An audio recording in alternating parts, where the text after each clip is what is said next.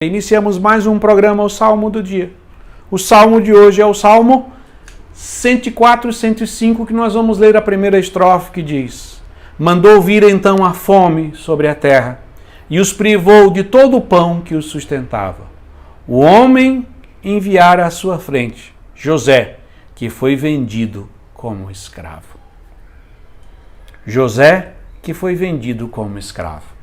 O salmo de hoje é um salmo responsorial a um acontecimento fundamental da história da salvação. Nós sabemos a história dos três grandes patriarcas do povo de Deus: Abraão, Isaque e Jacó. Abraão, que é pai de Isaque, Isaque, que é pai de Jacó, e Jacó, que terá seu nome mudado para Israel.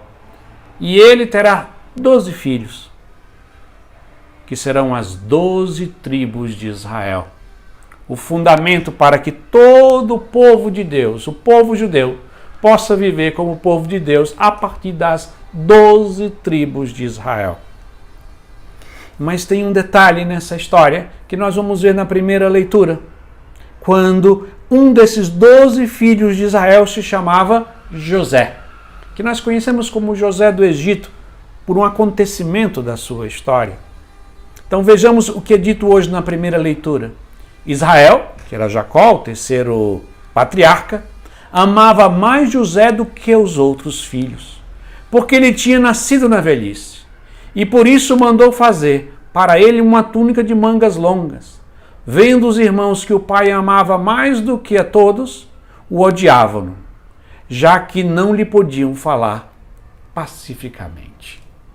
Assim, José é um filho de Jacó, um dos 12 filhos de Jacó. Preferido, filho amado, preferido, que os irmãos o odiavam.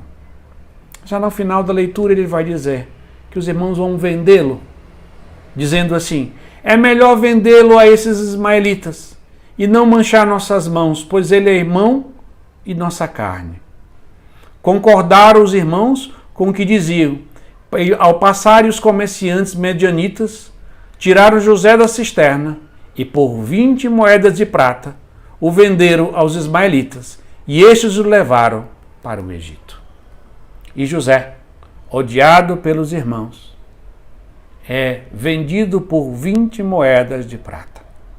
José do Egito é uma prefiguração da pessoa de nosso Senhor Jesus Cristo, que, sendo Deus, se fez homem no ventre da sempre Virgem Maria e se tornou um irmão nosso, e por ter assumido a nossa natureza.